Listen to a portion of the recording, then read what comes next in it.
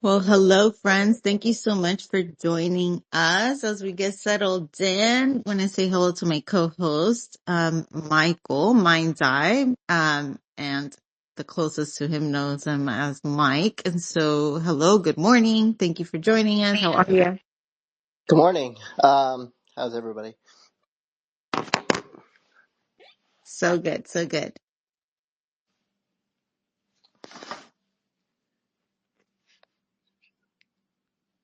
I'm inviting, Matt up to speak. I hope he can join us up here. But with us today in our security discussion questions, we have Chris, Focuspirate, who is with us, but his name is Chris, for those that don't know. Hello, Chris. How are you? Thank you for joining us.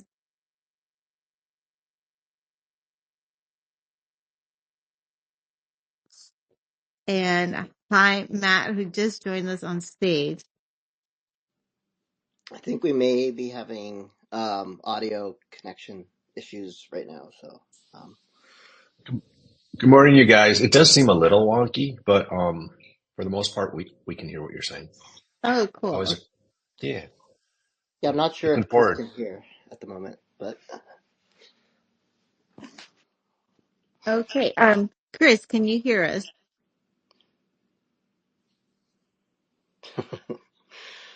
so far so good. Oh, okay. I think he needs to be. Okay. Well, as we get started, Matt, welcome to the stage. Thank you so much for joining us. How are you? I am great, and I'm glad to be talking all by myself for the next hour on security. Oh my gosh. No, just kidding. Um, I'm doing well, and I am super looking forward to this conversation with Chris. And is Ben going to be able to join us? I don't see him yet. Yes, he did say he was going to join us, and I'm hoping that he would join us soon. I don't see him yet. Okay. And you see Chris is back down as a listener, right? You see that? I did. I am inviting him to speak, so he's just having issues or maybe delayed a little bit. But for those that are here and don't mind resharing, retweeting this space so that we can have more people join us, that would be amazing. Ideally, we have time for you to come up also and ask some questions. So hopefully, as we're going through some introductions, you're building up your questions and you're welcome to come up and speak to us and ask questions. As we all have security questions, especially in a world of tech. It's always a good discussion to have.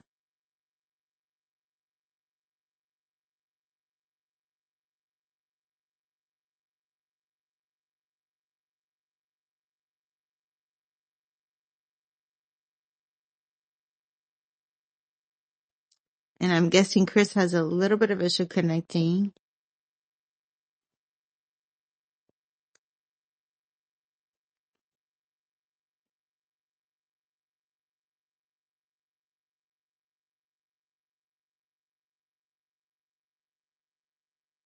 Well, hello, Chris. Can you hear us? Yeah, none of my headphones are working, so we're just gonna do this wide open. Well, thank you for joining us. And as you travel, thank you for finding a spot to connect and be with us live. No problem. But we're excited to have you. I'm guessing we're waiting on Ben, which he's on his own timeline clearly. um, Should we maybe start with Chris talking let's just a do little that. bit about himself and some of his experience over the many years with security and why he is one of two perfect people to talk today?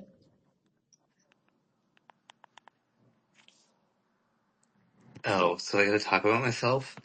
Let's do it. I mean, I'm a photographer for those that don't know, but I'm also a dev. I did a lot of SecOps stuff when I was freelancing. That was the majority of things I did. And I've been in crypto in and out since 2017. So when 21 came, I kind of like knew what everything was. But there's not really much. Like, people ask me questions and I answer them. Hey, there's Ben. I think Chris is being pretty humble. I think many of us that are in this group know that we go to Chris, poor guy, gets bothered constantly. And he's always very willing to try and help. And, yeah, so he really has a lot more experience than he just explained. I'm going to call him out on that a little bit. Thanks, Yeah. Matt. Thank you Yeah, for no calling worries. us out, because a lot of us really do rely on the support that Chris offers to those that are close to him. And so, uh, thank you, Chris, for your brief introduction. You have so much more to share, which we'll get into shortly. But Ben, welcome to the stage. Can you hear us? Yeah, sorry for being a little late. I have my Okay. head down, buried in code. So All good, all good. Just running through some introductions. So if you don't mind introducing yourself and what you do in the space, that would be amazing. sure, yeah. My name is Ben. I'm co-founder of Transient Labs and an artist myself. Been releasing work since early 2021, and from there, kind of started exploring what's possible with smart contracts, dynamic art, and that's where Transient Labs was born. And now here we are, where we're releasing. We have a full-blown like creator platform and dynamic art creation tools and all kinds of stuff coming out. So yeah. Appreciate that. So much value we are hoping to discuss here with security. And so for the listeners that are here, which are a lot of our friends, um, and I know this is going to be really basic to just jump in, but as this stays recorded, we want to start with the very basic for artists and collectors in the space. We want to talk a lot about in the recent development upon security. We wanted to just do like a refresher. So maybe the first beginning is like the basic for artists and collectors and things that we could be doing right now to make sure our wallets and our seed phrases are safe. And so to start us off, either one of you can go first, but just run us through what is a security, what is a private key, and what is a seed phrase. I know it's super basic, but let's address the basic.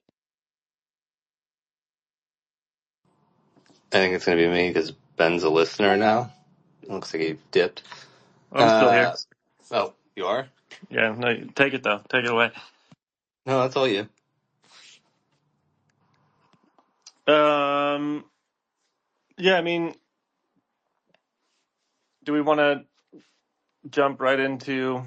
I mean, Chris, I don't know if you wanted to say anything or address like I you mean, might maybe understand a little bit more fundamentals of like what a seed phrase is doing for a wallet address, but I'd be even interested to hear that.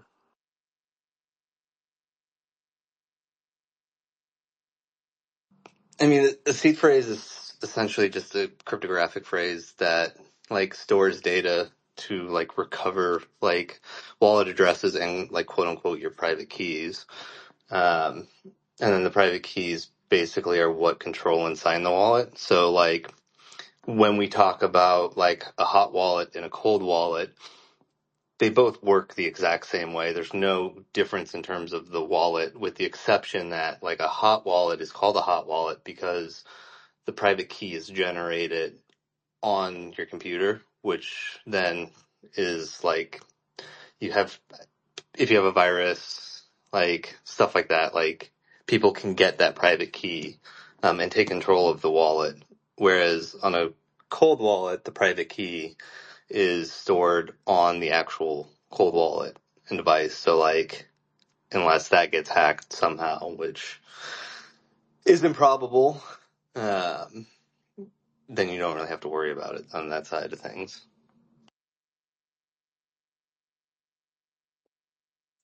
Thank you for the introduction to seed phrase and key private keys. I think that's important to address, even from the very basic, even for a newbie or for new artists coming in. I think that's important.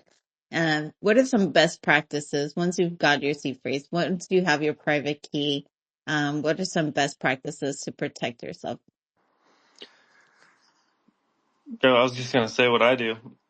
Then I can hand it over to Chris. But when I mean, there's even room for improvement on my practices, and I know where it is too. But I think what the system that I have set up is pretty solid, given that when you're presented a private key or a seed phrase, when you like set up a ledger or create a new wallet or a new account in a wallet, the last thing you want to do is digitize it.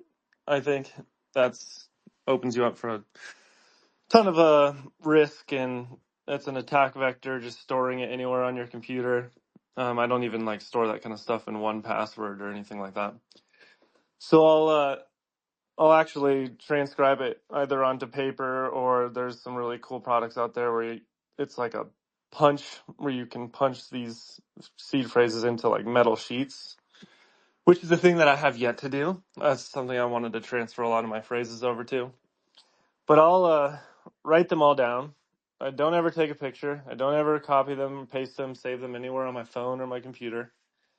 And I store those in some kind of vault or safe, because you don't really need to reference your seed phrases on a daily basis, or you shouldn't have to. So I'll lock those away, and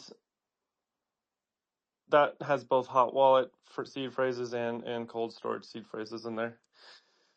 And I'll store all my like high value assets, a lot of my larger holdings and stuff, not just in a cold wallet. If possible, I'll store that stuff in like a multi-sig protocol. And a good one is like Gnosis Safe. And so I'll use that for any kind of blockchains that they support. But of course, there's some that they don't. You can't store like SUI, as far as I understand. The last time I checked, you can't store something like SUI in a Gnosis Safe. But things like ETH and anything on EVM and any large holdings of ERC20s, I'll lock that into like a multi-sig. And then I personally like to set it up such that I require 3 signatures out of 5 account owners. So I'll have 5 wallets set up for the Gnosis, and then of those 5, 3 of them are required to sign to perform any kind of in or out, or I guess out transaction on that wallet to remove funds. And 2 of those signatures are ledgers, and then one of them is a hot wallet that I made specifically just for signing that safe. So I don't use that hot wallet anywhere other than being a signatory on the Gnosis safe. So sounds may sound paranoid to some people, but that's some of the practices that I do to really try to keep things as secure as possible. Never digitize anything. That's the number one. And then lock things into a multi-sig if you can, where it requires more than just one signature so that you don't have a single wallet failure point. Hey, Ben, I thought that was fantastic, and I'm glad that 2 or 3 times you said never digitize, which to non-technical people means never ever put it on a computer, a cell phone, a camera, anything that somebody could possibly get into. But I want to ask kind of a question from, say, a non-technical person, because from time to time we see security incidents where people are breached, and my guess is typically they're non-technical. So we can create, I think of it as like a fort, and we can decide how many drawbridges and moats we have to cross and entrances we have to make. And your fort has a lot of walls, and that is great. My fort has a few less walls than that. Others seemingly have one door. But from my brief experience, what I see is the vast majority of security breaches, or many of them, are not necessarily because the fort wasn't built correctly. It was just because the person inside opened the doors, whether it was 1 door or 5 doors. You could still accidentally open 5 doors, but I get you got to make more mistakes. I get that. So with that being said, I would like to jump back for just a moment to the more, how do we not open the door? And the first one is, because we see it time after time, people say, oh, my seed words were on my computer, but I thought they were in a place they'd never be found. We need to stress that. Like, if nothing ever else happened, it's like if we never ever again heard somebody say, "Oh, my seed words were on my phone," or something like that. And I don't know how we stress that, because I think this needs to be really plain language to the non-technical person. And I'm sorry to belabor a point, but boy, I'm glad you said it, but we have to keep saying that. So any other thoughts about my feeling that the vast majority of breaches are because the user, it's the user allows access as opposed to, the security was not set up properly? I got a little bit on this, Ben. Go for it. Yeah, dude, go for it. So a lot of this, like a lot of the hacks that we see, and like a lot of even like when you see a lot of those big ape things transfers, a lot of that's just social engineering. And like whenever anyone thinks of like hacking, they think of like someone behind a computer typing a screen, and that's like not the case. Probably 90% of the time, it's literally someone like getting the password out by doing stuff like trying to be sport. Like I know for a fact there was a lot of people in 21 that got hacked because they entered their seed phrase to a fake MetaMask support. Like that's how they got hacked. And I think in 21, a lot of times people kept referencing seed phrases as passwords. They're not your password. They're the keys to your castle, except you can't change the keys. Like, so if someone gets access to your seed phrase, they have full, like they can come and go as they please. On all of your wallets that were generated under that seed phrase. Same thing goes for like your private keys, like if your private keys get leaked. So a lot of the preparation, like to prevent stuff from like that happening, is making habits and like enforcing those habits. If you get noticed, like if something sounds too good to be true, like it's probably too good to be true. There's a lot of people who will like try reaching out to artists to act like they're doing an interview, and then they have them download malware, and then their private keys are fucked. Like, because they downloaded the malware, because they see this really good thing coming, and then it's like, oh, I get to do this great interview with this big company, and they're so hyped and like hyper, like, this is great, this is huge for my career, and then they do it, and all of a sudden, like, it's all fake anyways. Because that's how social engineering works. Is like it's supposed to be like catch someone off guard. Like my security practices are really good, but like I can still get caught off guard, and I know that. So it's one of those things that I would rather be hesitant about everything. Not necessarily great socially sometimes, but like that's just kind of what it is. So like, you're in crypto, you have value in those wallets. Like, there's other things, including off-chain stuff, which we'll talk about a little bit later, I think. But like you have to have like just a set, like if this feels weird, then it's probably weird. And how you get there, I mean, it's going to be different for everyone. A lot of times I get asked the question all the time, is this legit? And my first answer is always no. Like, just because like there's got to be like a sense of hesitancy, because like, you might not think you have a lot of value in your wallets, but like there's value to other people, because like 1 ETH for me is different for 1 ETH in a different country. That value. Look how many people get robbed for $50 at gas stations, like get shot and killed daily in the United States. Like, just because you don't think it's a high amount of money means that it could be a high amount of money to someone else. So you like, yeah, build practices to know that like if something feels weird and it's related to crypto, or even if it's not related to crypto, because like they could be going after your crypto in that way.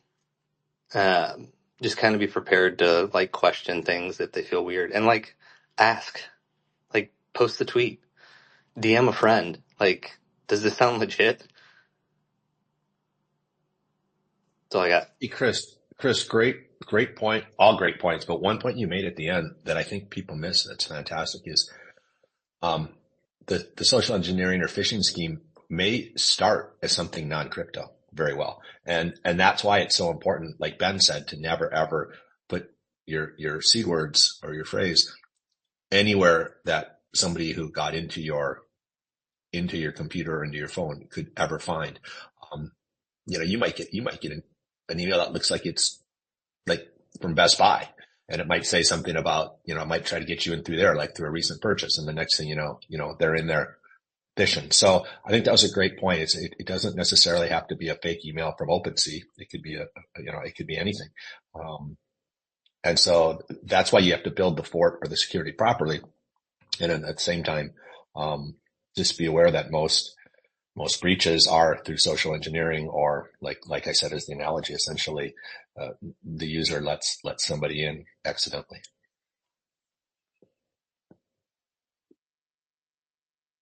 I just wanted to touch on, I don't know if it's not so much social engineering. Someone's not like going to specifically target you in this instance, in an example I'm about to bring up, but there are so many, and I forget, someone recently, an artist friend in our circle, there's so many malicious links, and don't trust Google.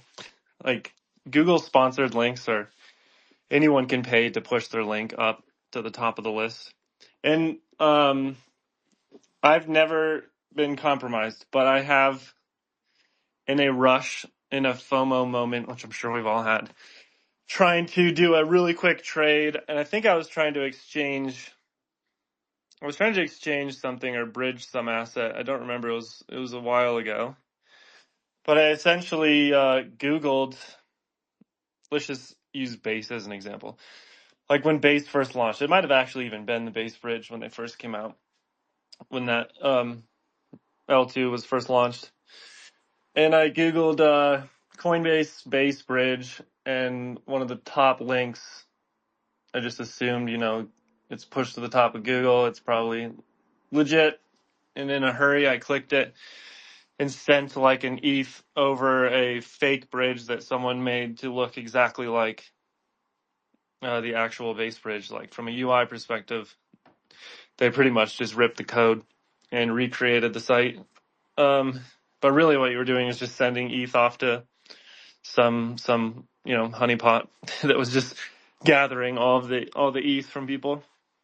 And so it's not so much like it's not a hack, but that's definitely a way that a lot of people lose funds, or will sign malicious signatures that give access to some contract that gives them, certain priorities over your wallet to remove funds, remove NFTs. And they do that by usually changing one character in a URL, or I think in my case, instead of base.bridge, it was like bridge.base, and they'll just reverse the subdomain domain ordering. Something that if you're in a hurry and you don't carefully read your URLs, it's pretty easy to miss.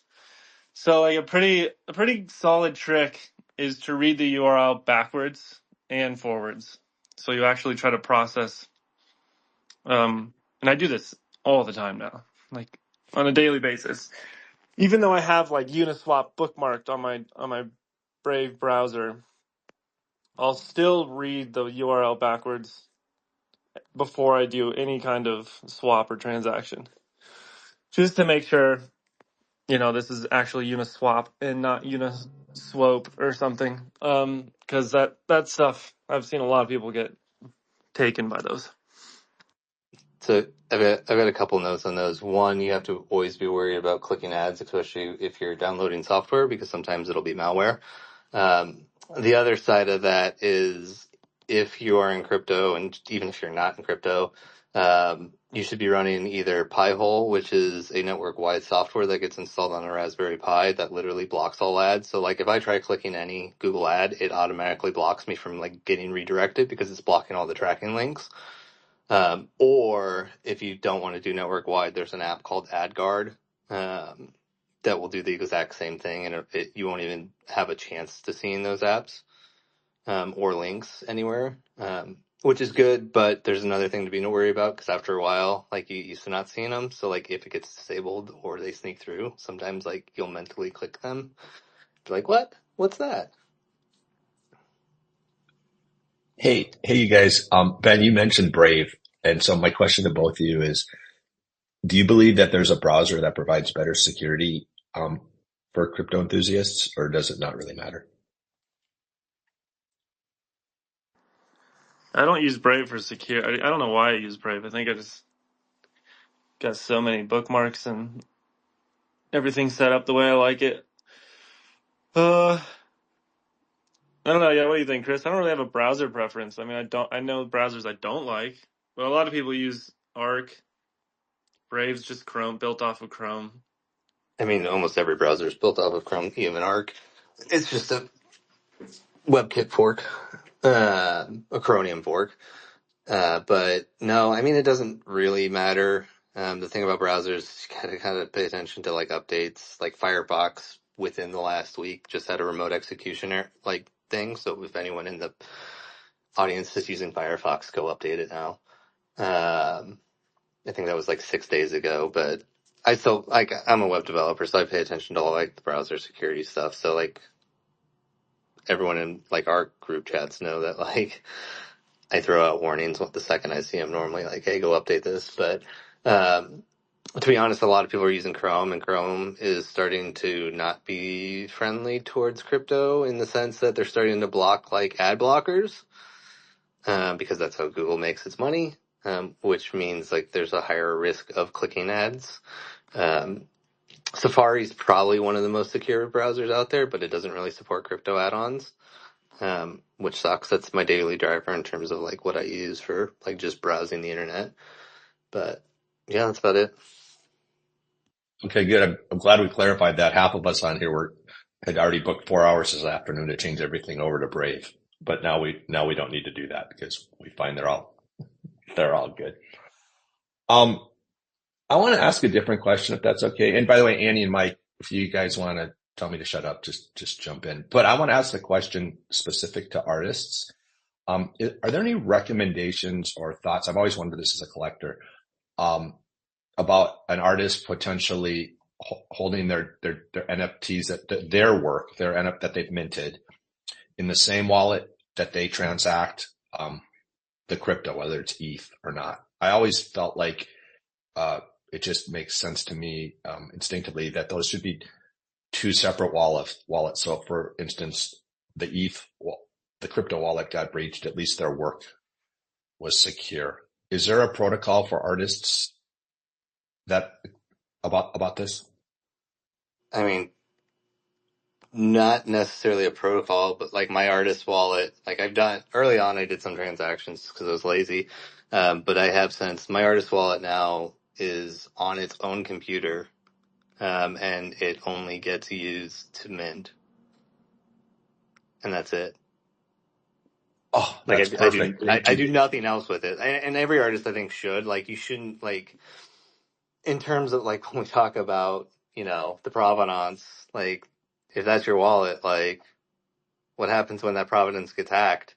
Like it's no longer like relevant. But yeah, you shouldn't really, like as an artist, you shouldn't really be using multiple or like a single wallet for everything. I started doing it partially for tax purposes as well, because then it separates like me being a degenerate from like artist me. Another question I have for artists or anybody actually that's non-tech savvy, is I feel like you need to keep your seed words in two separate physical locations. A chance that one burns down or has an earthquake, or you just can't get to it for some reason. Do you guys recommend that, or am I being overly paranoid? Mine are on metal plates and in a separate Okay, what location. if the house burns down and you can't get to them? He'll get to them. He'll get a shovel. Just like the guy who threw the hard drive away with 8,000 Bitcoins in it. He can't get to his. I do have two copies of my seed phrase, and they are both stored in different locations. So, but one of them is like if I die location.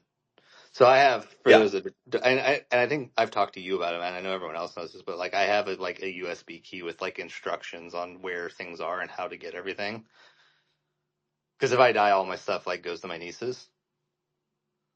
And so like it has like how to access my crypto and like what are the wallets are, and it has like a contact information, and he's not in here. Like it has Brian Manier's contact information for whoever is the lucky one to get to that USB key and like reach out and ask for help with him. So like if like I'm traveling right now, if like I get in a car wreck and die, like my crypto's not going to be lost. Like it'll go on to whoever's beyond me. Well, let's talk about that because everybody has to have a succession plan of some type. You said you have a USB key with instructions. Oh, you don't put your seed phrases on there. You would No. on the USB card.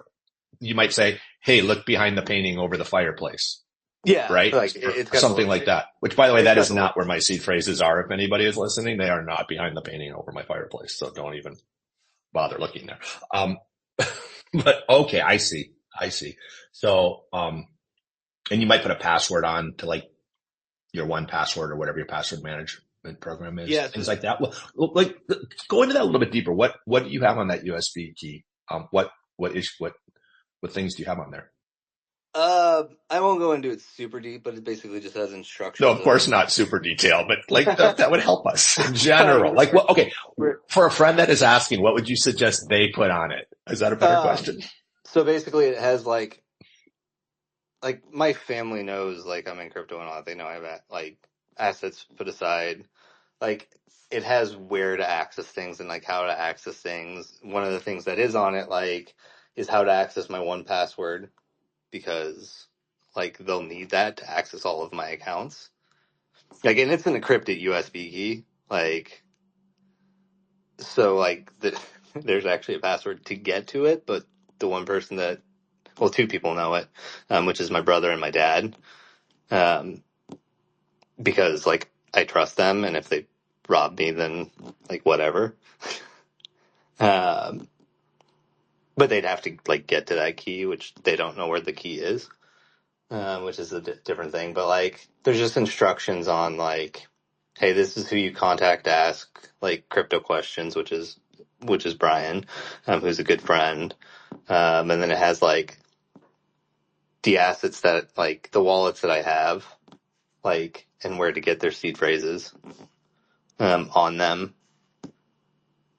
And then like there's basic instructions of like how to send crypto, like how to transfer. My dad knows because like he's into crypto too, but my brother would be fucking clueless because he's not like tech literate at all. But then like there's also like, I mean, it's essentially a will. Like I don't actually have like a formal will at the moment. I need to sit down and do that. But like all of it, literally all of my assets would go to my nieces, split between them because I'm not married or anything. So they're the best to get that over me.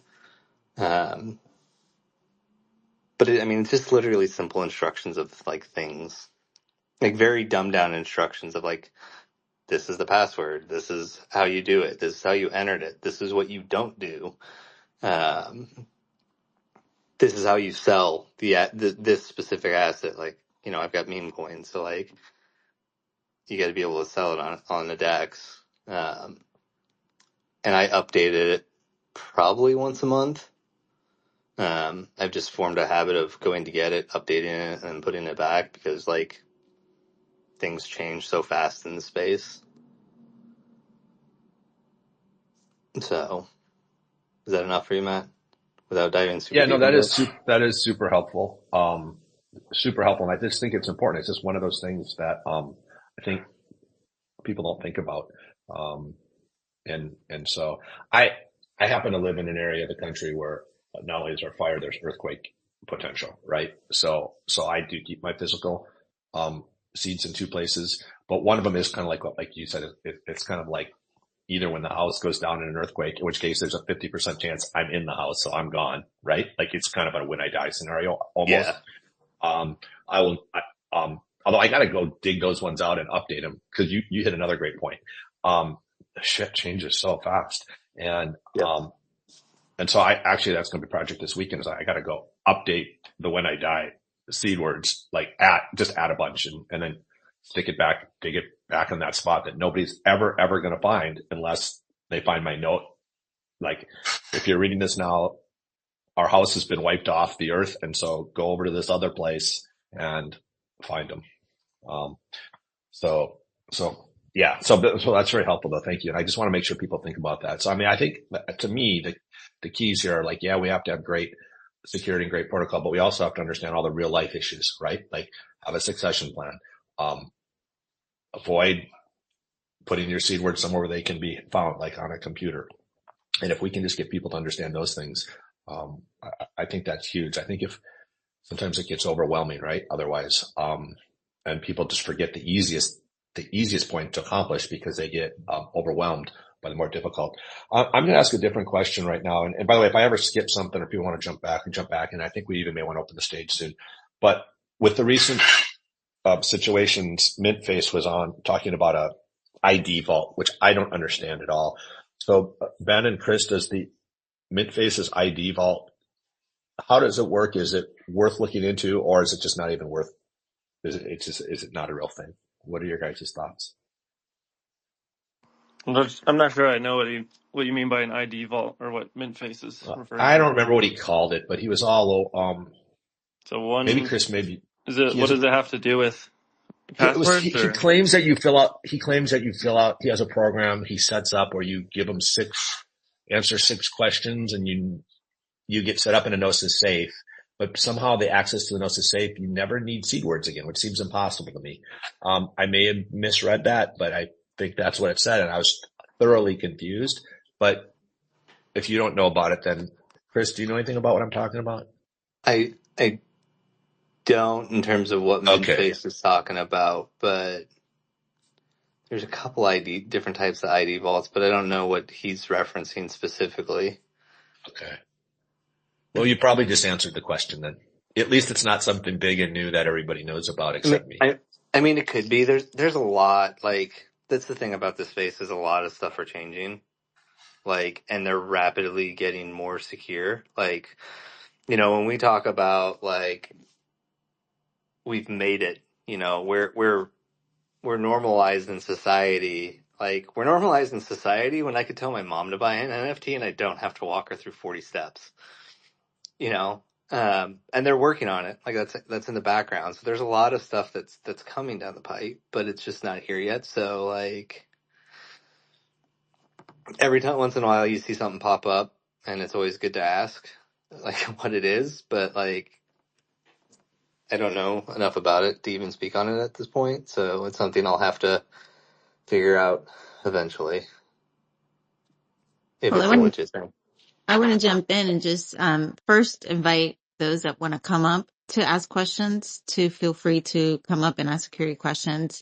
But in line of tech and tools that artists and collectors could use, maybe you guys can suggest some legitimized tech that's available, that's secure, that we can start using or already implementing, even if there's a new and up and coming. What are some security devices that you guys use for specifically to keeping your documents safe? Hey, Andy, can I jump on this question and just extend it just a little bit further? Absolutely. So while you're answering that question, could you guys bring up your thoughts on 3-address protocol, please? Because I use that and it makes me feel pretty safe. It's not the multi-sig safe, but it's also like an everyday setup that I feel anybody can use. So maybe you could tie both those issues together. Ben, you want to go? Is it 3? Are you referring to with a 3-address protocol, like one cold wallet, one hot wallet, And one warm wallet, yeah. Yeah. And you never ever transact in the cold wallet other than send and receive. Sure. Yeah, I guess I've never intentionally laid it out like that, but that's just like coincidentally is how I operate with my wallets. Just based on more fundamental security practices, we'll just kind of steer you in that direction. I mean, yeah, the cold wallet should just be for escrowing your crypto net worth, and it's you should try to avoid signing things with it, but of course you're going to have to at some point if you want to remove funds out. Or in my case, where I have cold wallets that act as signatures for a multi-sig, I'll sign transactions then. It's hard when you have valuable NFTs in that cold wallet if the whatever activation for that NFT doesn't support delegating signatures to hot wallets. So you'll have to send that NFT out of the cold wallet, which can break all kinds of stuff like allow lists and stuff. So luckily people have gotten better at supporting delegating hot wallets to sign on behalf of cold wallets for stuff like that. But yeah, generally I leave the cold wallet alone completely unless it's like in and out transactions for just cryptocurrencies. And I guess some high value NFTs. But the question was more how to tie in the 3 wallet protocol with what exactly? With what tools you recommend? Oh, yeah. I mean, if you're mostly on EVM, and I don't know, Chris, I don't know if you've just looked into Immortus. I use Safe, like Gnosis. It used to be called Gnosis. I think it's just called Safe Wallet now. It is. I know they support everything on Ethereum. I should probably do some more homework and see if they've started supporting other blockchains. But you can do anything on EVM, all the L2s too, any ERC20s you can send and receive. USDC is an ERC20. ETH, base ETH, Arbitrum, Shape even, pretty much anything on the EVM. So for the Ethereum ecosystem, I store everything in a multi-sig. And the pretty standard practice is 2 out of 3 signatures. That's kind of what you set up. So you need 2 signatures out of 3 owners. And by owners, I just mean you have 3 wallets. It can be a mix and match of hot wallets and cold wallets. And then 2 of those have to sign to move funds out of the account. If you're going to do a 2 out of 3, I would make 2 of them as cold wallet signature and 1 a hot wallet signer that is a brand new account that you make just for the sake of signing, like I said earlier. And I literally call it in my Rabby wallet. We could go down wallets too, Rabby versus MetaMask, but in my Rabby wallet, it's literally called Hot Signer, and I do nothing with it but sign transactions. And the reason why I would do 2 cold wallets out of the 3 for a multi-sig is that if you had 2 hot wallets, someone could compromise both your hot wallets. It's a lot easier than compromising a cold wallet. And now they can move funds out. But if you have 2 cold wallets, if your hot wallet gets compromised, they have to somehow compromise one of your cold wallets too. Ben, can I clarify something on that real quick? Yeah, go for it. Yeah, just make sure when you're talking about the 2 cold wallets that they're 2 separate seed phrases for the cold wallets, because you can generate multiple wallets under a single seed phrase. Yeah, like I have a totally 2 separate ledgers that were created from scratch is what,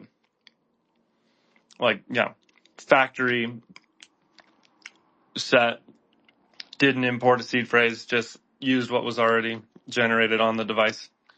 So yeah, they have separate seed phrases.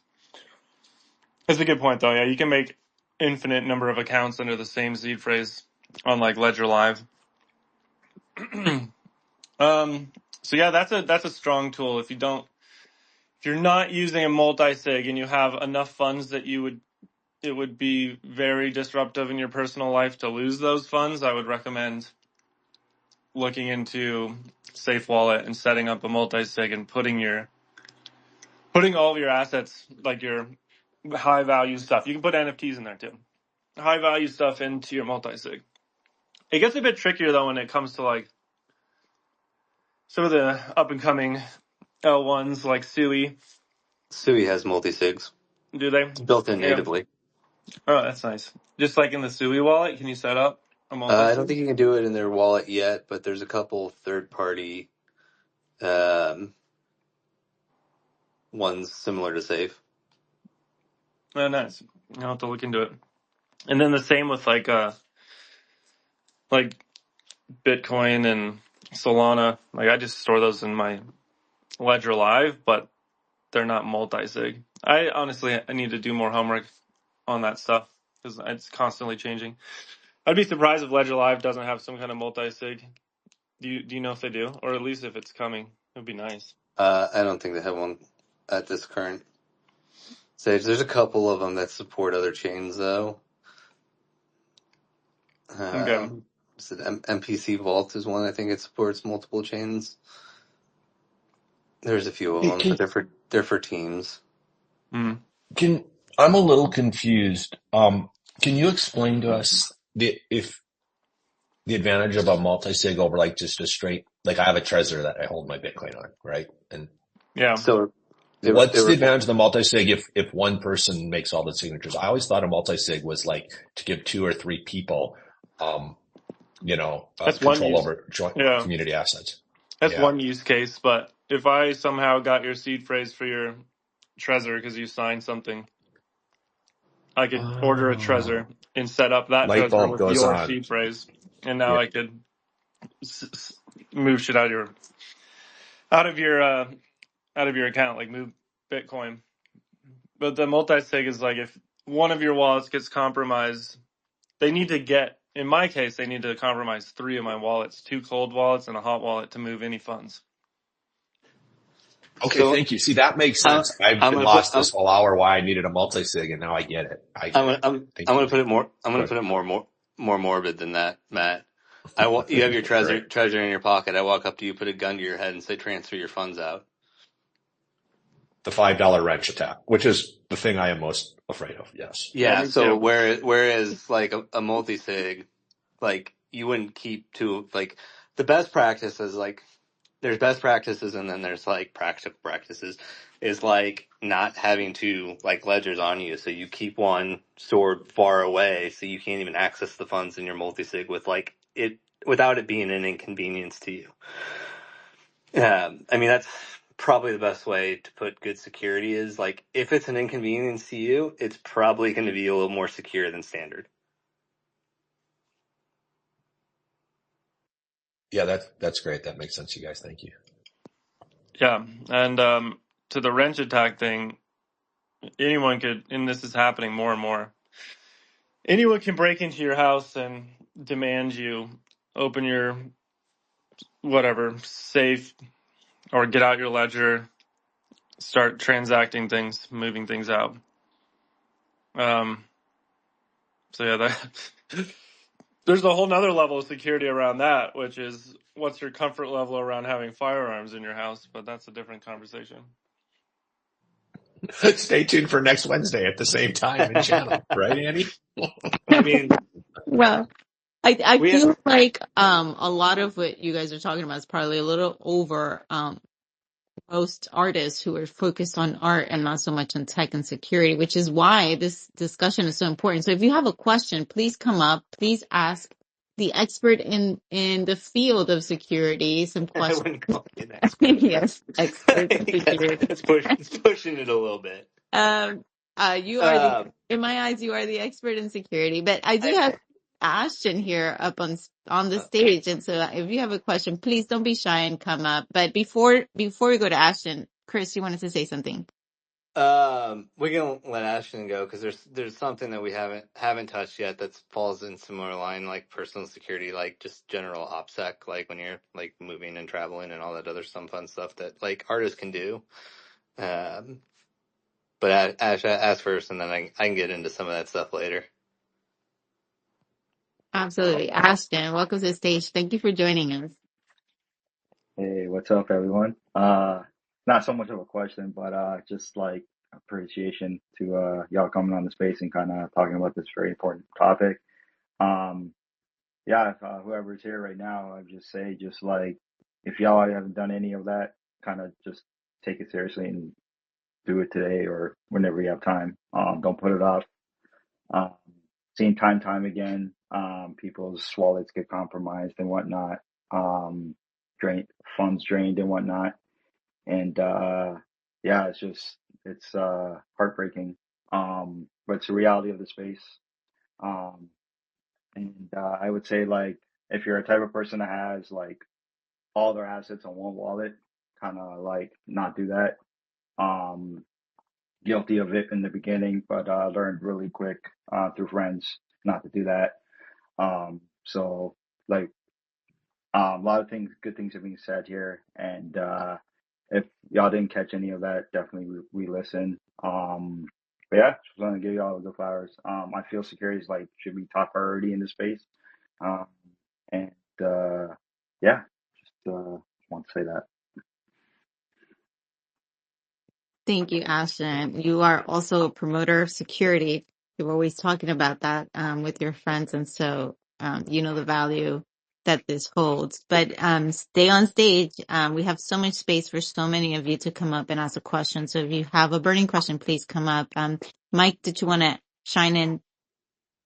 Yeah, I have another question. We didn't touch on like Web 2 security, right?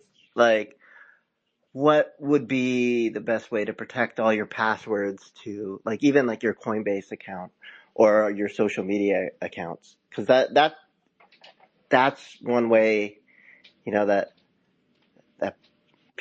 that's one way people are very vulnerable, and that leads to them losing access to their crypto. So, Yeah. recommend in So that. that's,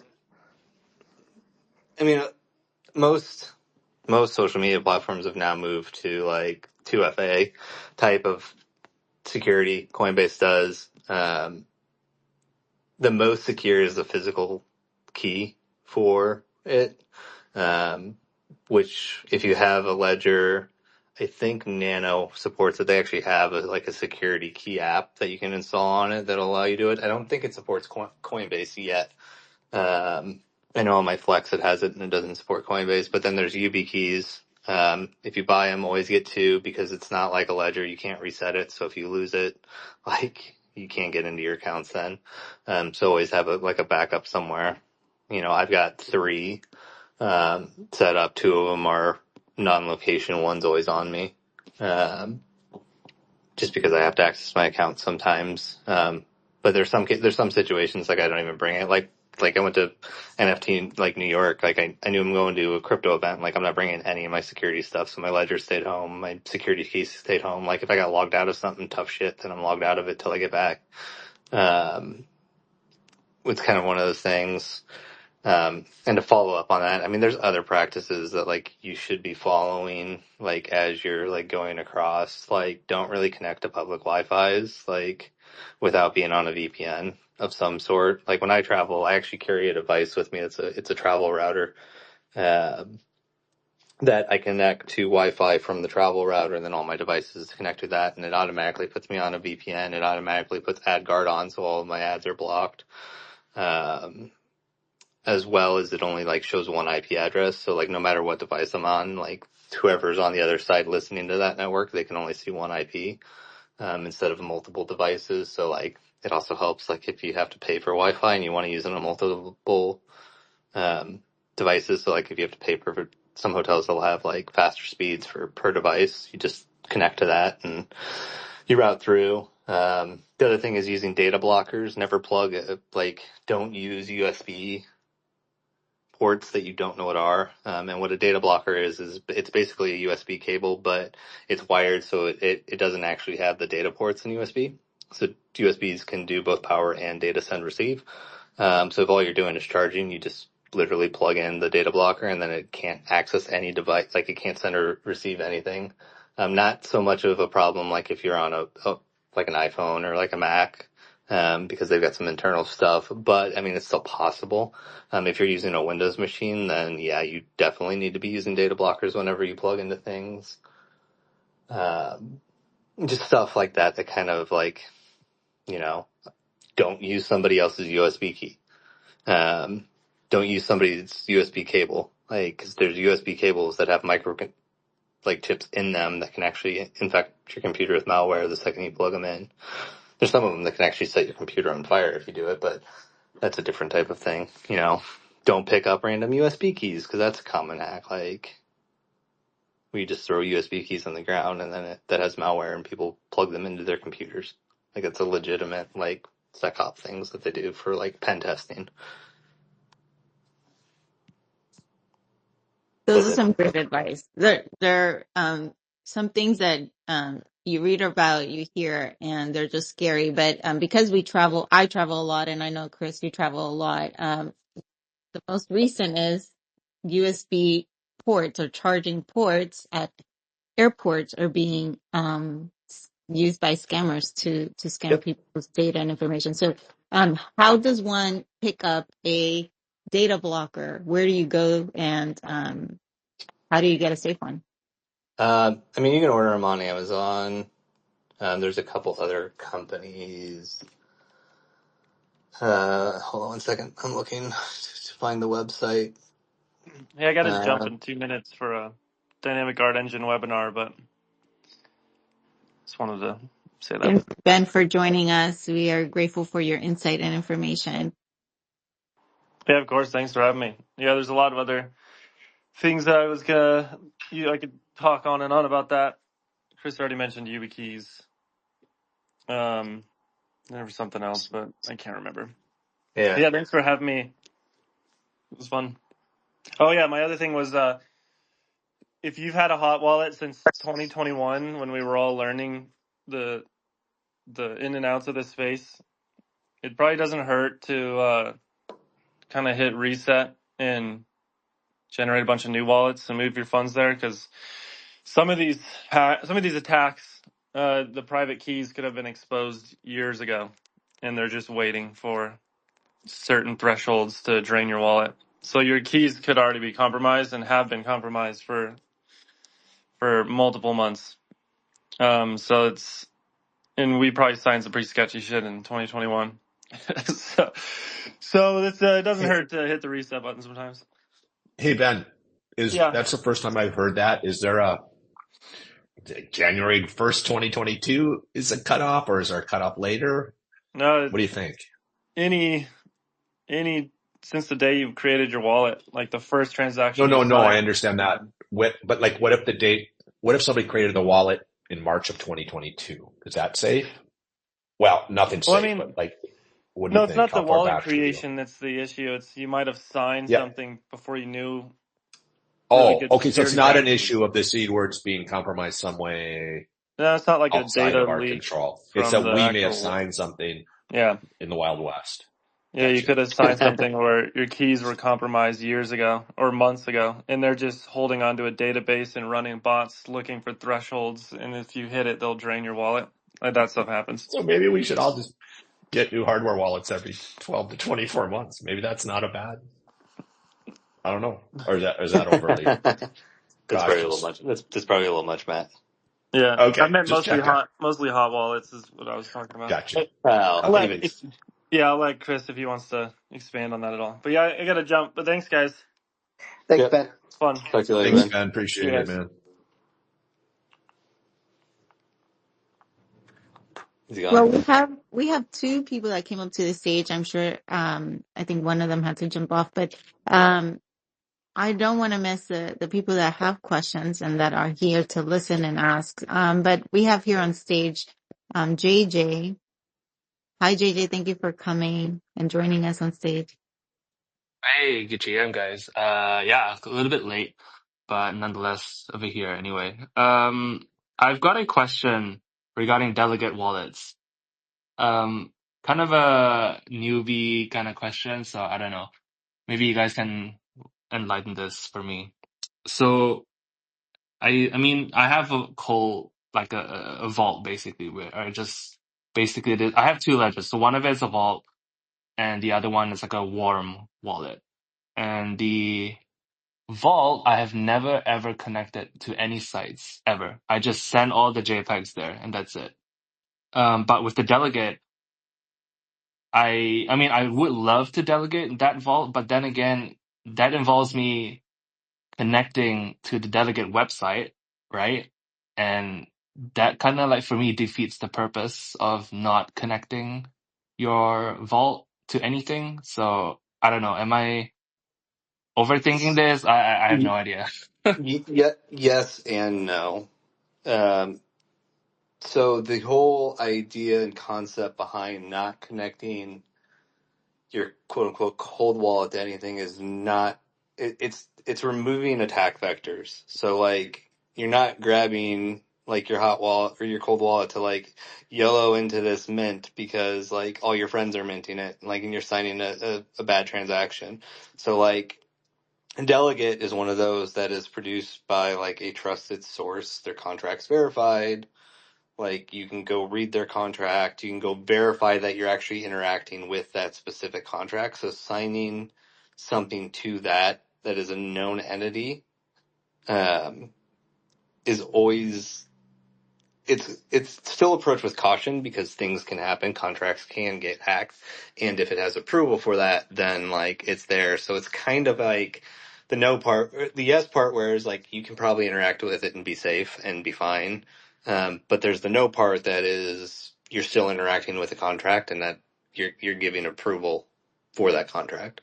So like if your security threshold is that high, like it depends on what you're like it depends on what your threshold is for like I'm okay with that if something actually happens, but the odds of it happening are lower than like me using my cold wallet to sign every like transaction. At that point it's a warm wallet, um but Delegate's a good way. I mean, it's one of the way of being more secure, especially if you have like high value assets. Like for me, none of my NFTs are really worth anything, so it's like whatever. They're all in a warm wallet, like for the most part. So it's not really like if I lost them all tomorrow, it would be like cool. Well, that sucks, but whatever. Like it's not like. Right? No, But I got you then. my threshold for like data loss and all that is probably much higher than most people because just the way I am, like kind of what it is. I don't have like an ape, like nothing's worth 100 ETH.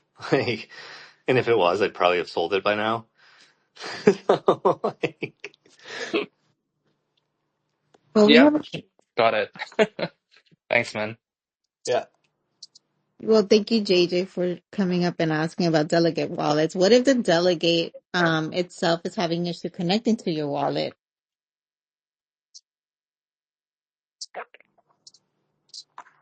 What if delegates having issues connecting to your wallet? Yeah, so like if you're online, you're trying to connect the wallet that you want to delegate. What then? What's the next step? Be shit out of luck.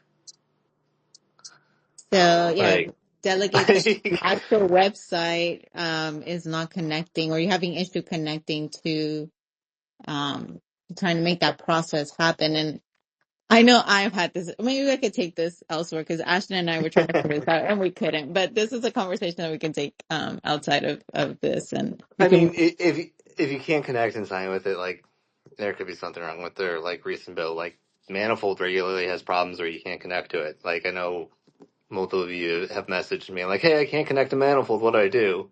Wait till they update their website. Like, there's not there's not much at that point. So you're kind of up to whoever like owns the site and whatnot on connecting. Now, if you're having connections like through MetaMask and all that, there's different. So you'll have to like go through debugging steps and all that to figure out why it's not connecting, whether blind signing's enabled on that specific ledger and bunch of other stuff that it can be way deeper, like just figuring out.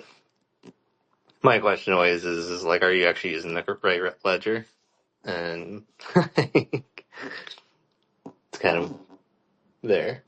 Run through basics. So I want to bring up a question that was messaged at the bottom here. So if you can't come up or you're in a place where you can't speak, we welcome you to write the questions and we can ask on the space. Here's a question from Lily Crypto Beans. Did you already cover this issue with Ledger revealing their update last year, which leaves some vulnerability potential? We haven't covered it, and I'm assuming you're talking about Ledger. like having the remote like restore stuff, which basically can leave a backdoor into it. Am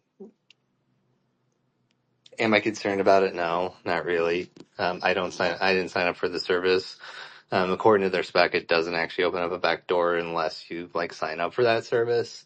Um, I don't think in this world that we should sign up for that service, and I think it was kind of poor judgment on Ledger's part to even like add that ability in there. Um, but at the end of the day, they're a software company, and like I've worked in software, I've ran products with millions of users before, and I understand that like from what I've even seen in crypto, like people asking me how to recover things, like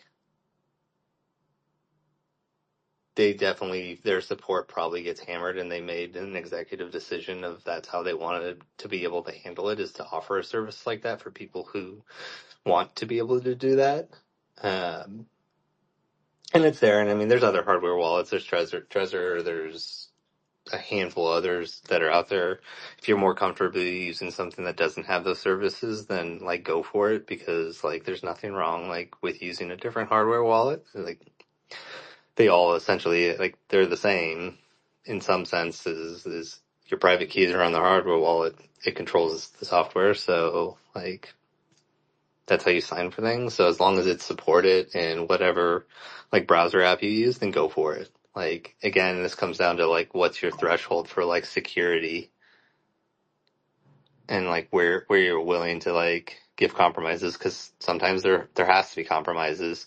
And if they're too big, then you can end up in a lot of trouble, and that is one attack vector. And Ledger has been hacked before. Their server like leaked all of their customer information. I got mine was leaked, and it was like 2017 or 18, I think. So I get text messages from people faking being Ledger all the time, and I just ignore them.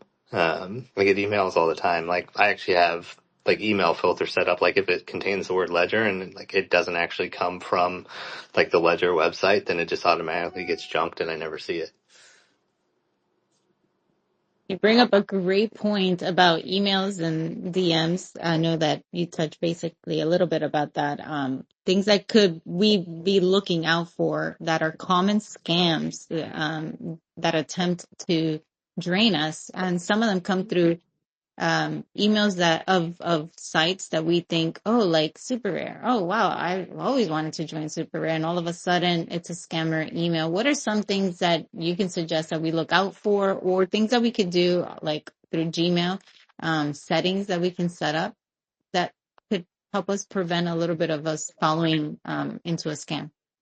Yeah, and this is gonna be something like you kind of customize to yourself, but like you should always use a Gmail address for like anything crypto. If you're not, like, then you should move everything to a Gmail address, because Gmail has a lot of like really great filtering.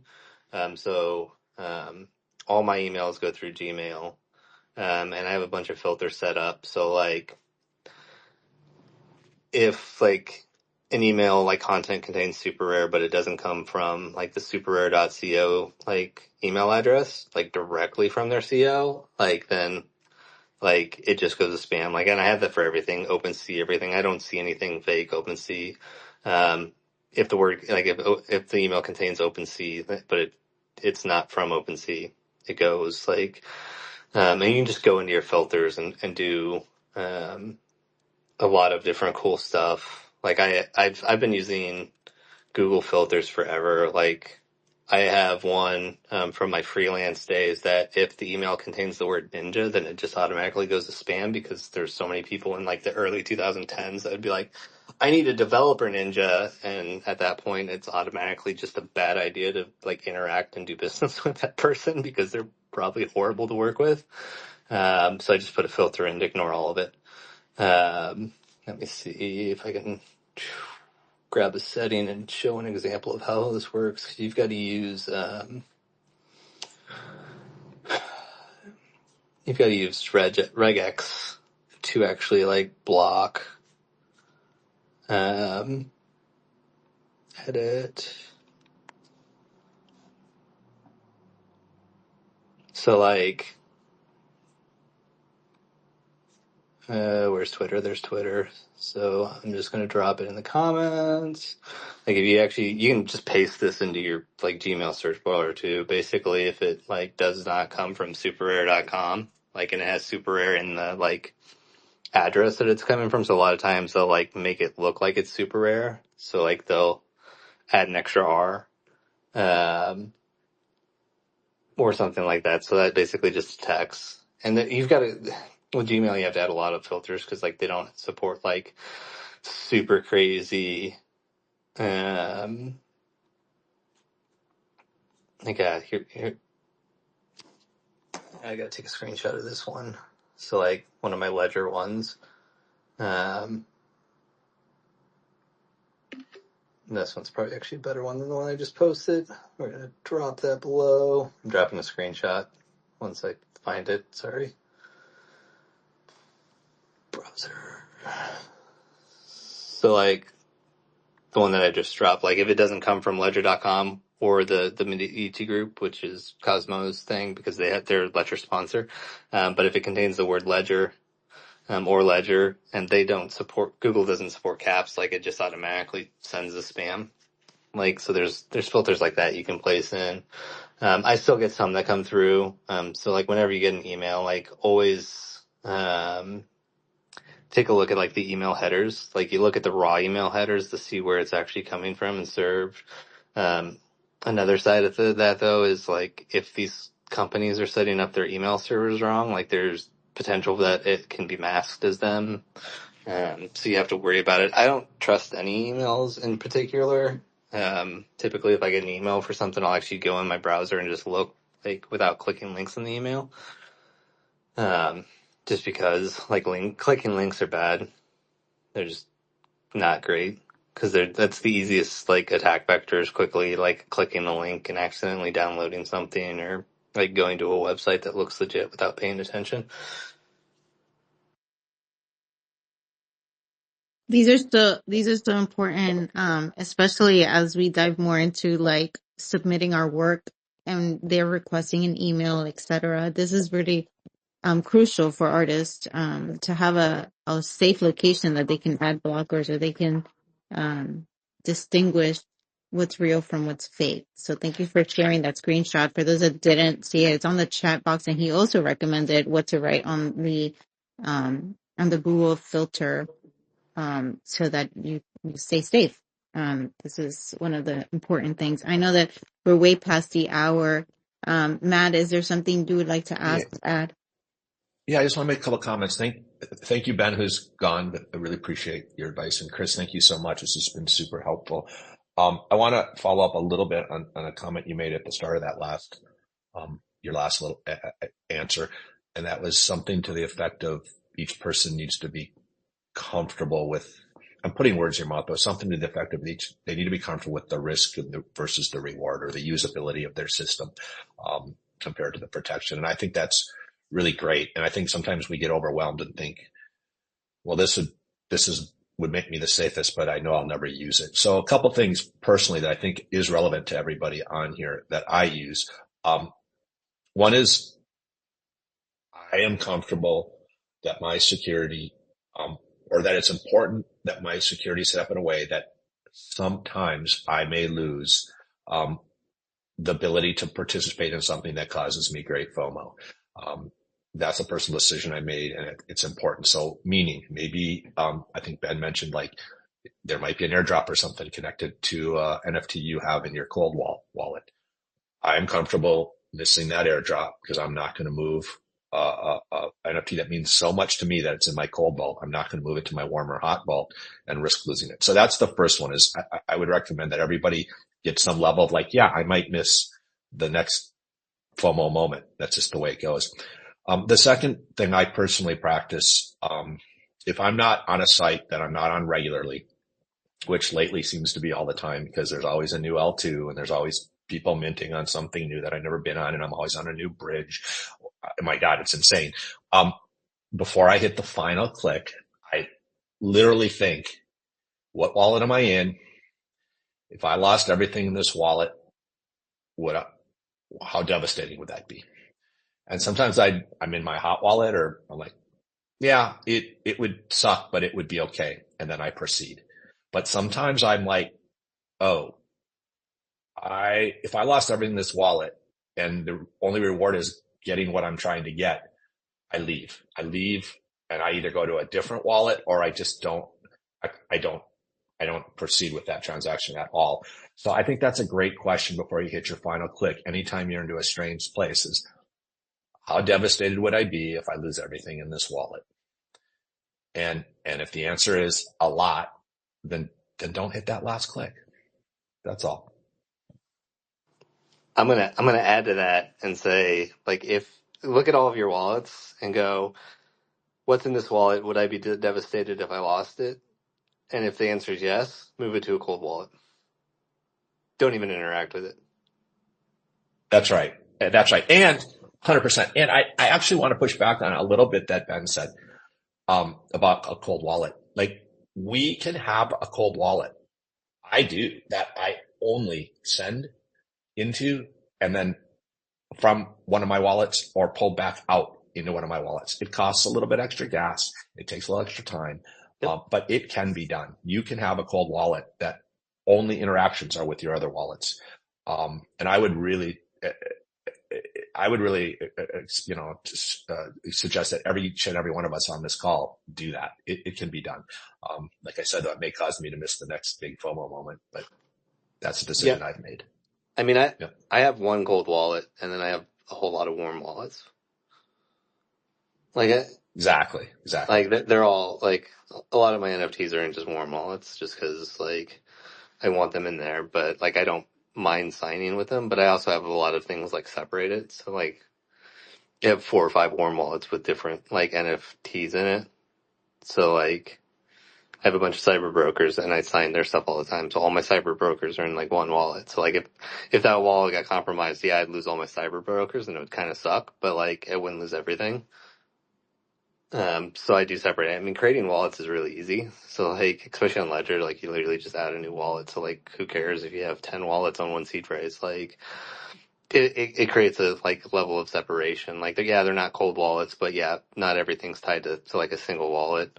And as for warm wallets go, like I have a wallet set up and it's set up in, Firefox, so it's a completely different browser. Like I don't even know what the seed phrase for it is. It's just a whole bunch of. There's probably 100 freaking hot wallets in it. So if I know I'm about to do something sketch, I just I'll create a new wallet and just send it to that. Because then like if something happens, then who cares? It takes 2 seconds to create a wallet. Like you literally just have to add a new wallet, and if you already have like it's set up on a separate browser that's not like your daily driver that you use regularly for crypto related things, then like who cares if you're creating a new wallet? Makes life way easier, way less stressful too. But I mean, not every artist is going to be like into the DJ stuff. Some of them are just here to be artists, and then every once in a while, like get stuff. But like, if you are like, just create a separate wallet for doing stupid stuff in, like, and just keep your artist wallet separate, like we talked about earlier. Submit those things to some of the like airdrop type stuff so you can get. But like, yeah, there's a threshold, like whatever you're comfortable with, and if it feels uncomfortable or if it feels too good to be true, then stay away from it. Like, you might miss something, but there's going to be something else tomorrow in this space. Like, whenever you see someone talking about like, we only see the wins. We don't see all the, like, losses and mess up on the timeline. Like, it's rarely talked about where someone's like, oh, yeah. The ones that we do see are few and far between, but there's a lot more behind them. Such great advice. We do have one question from Maximilian, who was up but then had to step down. But she writes, great chat this morning. Was looking to touch on Web 2, Web 0 security best practices, data blocker cables. Was thinking about how journals and computers get destroyed in fires and floods. Can we be keeping our security phrases safer? Would be great to touch on smart Web 0 storage practices and habits too. We did touch a little bit about keeping 2 separate locations for your seed phrases that are written out or on metal plates, and keeping a USB key with information on how to get to that if you pass away or if you're thinking about someday passing this on to someone if you're not around, but maybe touch on some off-chain security things that we could be working on to keep ourselves safe. I mean, the biggest is not have like same passwords like for everything. Use a password manager. If you're using the latest iOS or Apple or iOS, like they've got one built in. It's great. It's just as good as OnePass. Where if you're on a Windows machine, or you're on both Windows and Mac, you can use 1Password to keep all those things in. I don't even act like if you ask me one of my passwords for any like website that I have, like I don't know what they are. Like I'd have to go look at my password manager. Um, None of them are the same. Like, so that's kind of like the best way to keep it. And I mean, it's all in the cloud. So obviously if one of those gets hacked, which has happened, I mean, LastPass has been hacked before and all that stuff got leaked out. So it's possible. The other thing that I do, and if you use like Gmail, it works really well. Or if you use Apple, which I use Apple now, I used to use my Gmail address for it. So whenever I create an account, so like say I'm creating a Facebook account, my email address is Chris at, and then my domain name. But on Google, I can do Chris plus and then Facebook or Chris period Facebook, and it'll still go to my Chris. Even if you have like a Gmail account. So if it was Chris at gmail.com, I could do Chris plus or Chris period, Facebook. And then it would still go to my like normal Gmail. But what that does is, let's say Facebook gets hacked and all of a sudden I start getting a bunch of emails to that email that are not from Facebook. Like I know I need to go reset that password because there was a data leak somewhere. With Apple, you can just generate, like they actually have it. You can generate a unique email address for every account, like the hide my email thing. You can actually go into your like iCloud settings and like create new ones too, or delete them. So what's great about that is like now I can just delete the email and I'll never, like if an email address gets hacked, I can just delete the email and then like I never see like the spam email that I get from that. Whereas so the Gmail method, I actually have to put filters in. So like if an email gets hacked, I have to go in and say if it's to chris.facebook at domainname.com, then send it to spam, because like that's just the way it works because everything goes to your inbox. So, just keeping like data separation and some of the stuff's never going to happen for people overnight. Like it's building up practices and like just like naturally learning to do things, and like it's all good security is good habit forming. Like you have to build like those habits of just like doing it. Like every time like you're somewhere and you're connected to public Wi-Fi, maybe you make sure your VPN's turned on before you connect to the public Wi-Fi. If you're about to charge something, go, oh shit, I need like a data blocker to put in before. Or if someone's like, hey, here's a USB key, like, or a USB cable, like you question it, and like you might feel weird sometimes saying, no, I don't need your USB key, but like, it's just there and you've got to build the habits to be secure. But on that note, you also have to remember, like, when you don't do those habits, like, it's very easy to slip up, and like you don't have to like, to get hacked. It just literally takes once accidentally not paying attention. It goes back to the whole social engineering thing. Like, you accidentally click a wrong link and you just FOMO into something because you're FOMOing, and like you happen to do it on a wallet that has a lot of stuff. Now that wallet's compromised. Like, it just takes once. So even the best security people can get hacked, and we've seen it before. It's just kind of a self-awareness of like, this is my day to day. Like, I don't think about security like as I'm doing things, but like, I'm in a hotel now. I'm not on their public Wi-Fi. Like, I've got plugged into their USBs. They're all through data blockers. Like, I carry multiple data blockers on me. I've got my own wireless setup, which is actually connecting to my own internet in my truck, but that's a different setup. So there's things like that, just like knowing, like looking at your current situation and say, what do I need to change to be comfortable with security, and what am I willing to risk in terms of comfortability? Like, I have things in multiple places. I have multiple computers. I have a computer that has zero crypto on it. I erase it once a week, and I basically use it when people send me stuff to like look at things. Not everybody is going to be in the same situation as that. They're not going to be able to afford multiple computers.